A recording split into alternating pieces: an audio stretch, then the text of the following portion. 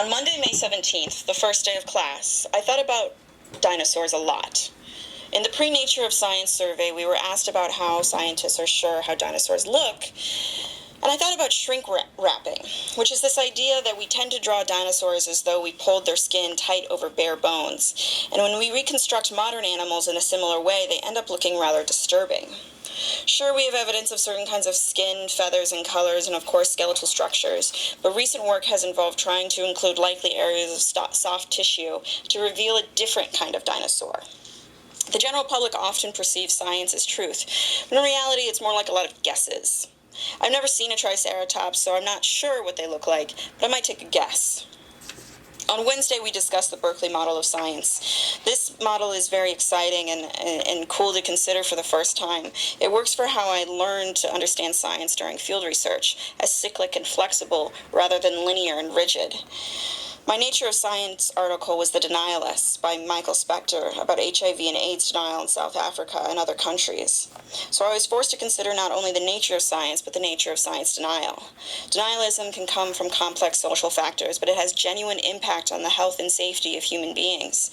AIDS denial, COVID-19 denial, climate change denial, these issues have real consequences for many. I don't believe we should take science as dogma, but clearly we shouldn't take it for granted either. I try very hard not to idolize the nature of science, even though it's a field I love so deeply. As a child, learning about scientific inquiry through studying turtles, the features of science that my mentor stamped into my brain were 1, that scientific ideas are subject to change, and 2, science cannot provide complete answers to all questions. It's important that science is durable, but these are the features of science that taught me to always keep asking questions and never subscribe to certainty. I always felt that this was important in my development as a human being as well as a scientist. After watching the Darwin and Wallace film on Friday, May 21st, I thought about the nature of science in terms of economics. Science is bound by economics in many ways, just as it's bound by practicality.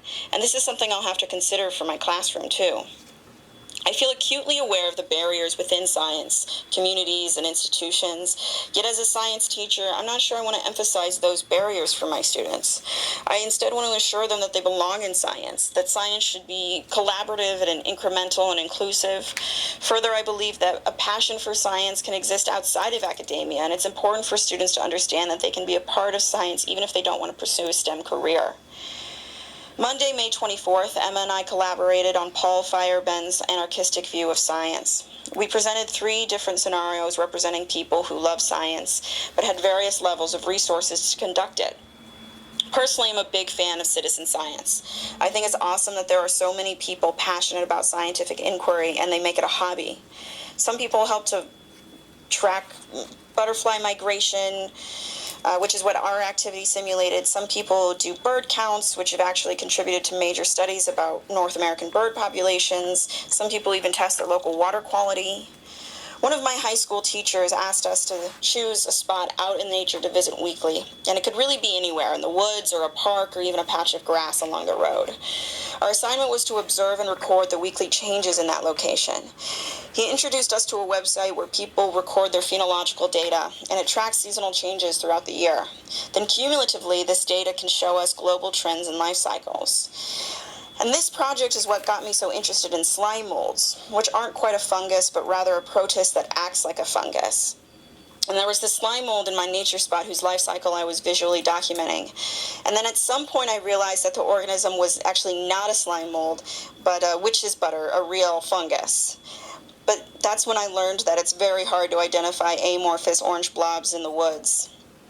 It's so funny that phenology assignment led me to slime mold and then to fungus, and then finally the mycology class I took as an undergraduate was one of the most invigorating and exciting biology classes I ever took.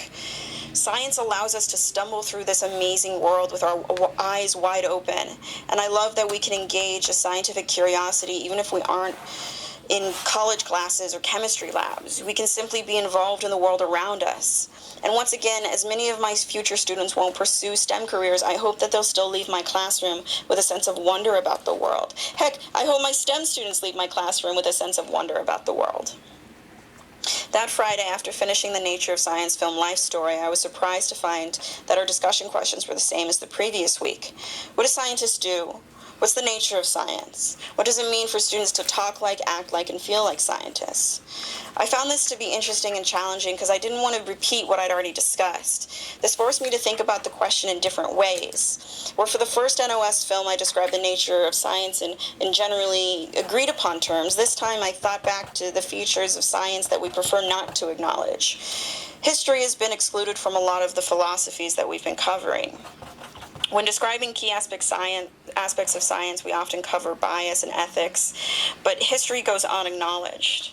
Even though science is supposed to be directed by empirical evidence, social power plays a large part in how that evidence is collected and how science is conducted.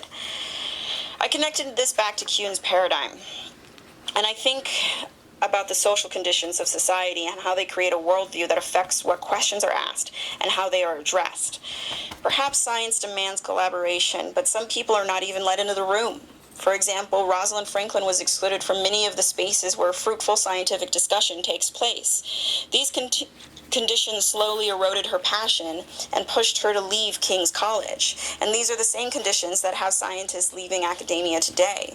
We are aware of these conditions, we discuss them, and we try to combat them, but yet they persist. I love scientific inquiry so deeply, but history cannot be extricated from that. We have to perceive the nature of science realistically. And if we look back at Kimmerer's Three Sisters, we'll recognize that colonialism is inherent in much of scientific conduct. As science teachers, if we do not acknowledge and address this history, we put our students at risk. The book about Rosalind Franklin and the debate we had in class Tuesday showed me that the story of Watson, Crick, Wilkins, and Franklin is a lot more complex than I ever knew before. I knew that Franklin's photographs had been stolen, and at one point I was even told a story in which Watson and Crick broke into Franklin's lab in order to see the photographs. Of course, the real story is more complex. It's a story about manipulation and power as much as science. However, what I liked most about Maddox's biography of Franklin is that she didn't portray Rosalind as a victim, nor did she portray Watson, Crick, and Wilkins as villains. She allowed complexity. These are very real people with real emotions and real relationships. However, it's important to note that using someone else's original unpublished work without consent or credit is technically theft. So in that sense, the data was stolen. But Franklin was also an accomplished scientist outside of the structure of DNA, so I no longer think of her as a scientist cheated out of discovery, but as an incredibly complex and accomplished person who loved her work and loved science.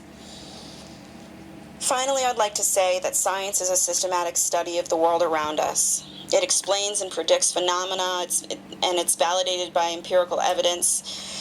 Scientific knowledge is durable, but also subject to change with new information and new paradigms. Science cannot provide concrete answers to all questions, but does rely on both logic and imagination to pursue those questions. But once again, science is an imperfect pursuit because it's conducted by imperfect individuals. As a practice of human beings, the whole of scientific knowledge is just the world interpreted by human minds. A good scientist conducts research ethically while considering and addressing bias, but the conduct of science is affected by a world history and human prejudice as well. Ultimately, no matter the social complexities of science, I simply love it. The pursuit of knowledge, like Franklin's X-ray crystallography photographs, has a certain purity. I love curiosity and I love learning, and in the end of the day, that's why I love science. And this class helped me dissect the aspects of science I couldn't verbalize before. It gave me a deeper understanding of the field and a deeper understanding of myself.